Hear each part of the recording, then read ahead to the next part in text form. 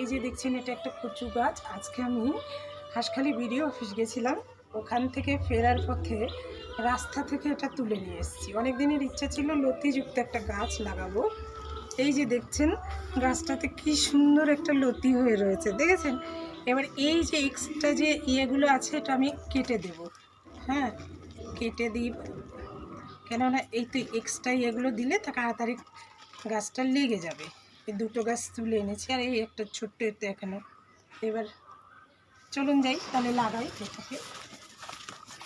আমি সব গাছ মোটামুটি মাটিতেই লাগাই, আমার অত টপ লাগে না। আর আমি বাড়িতে যেসব সবজি টবজির খোসা হয় ওগুলো আমি মাটিতে ফেলে সেই পচা মাটি আমি সারা উঠোনে ছড়িয়ে দিই। আর এই যে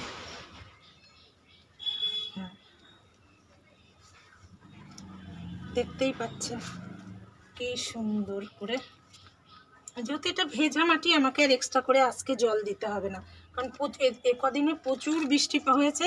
এখন আমি যা লাগাবো তাই হবে। আপনারা এই যে দেখছেন কদিন আগে একটা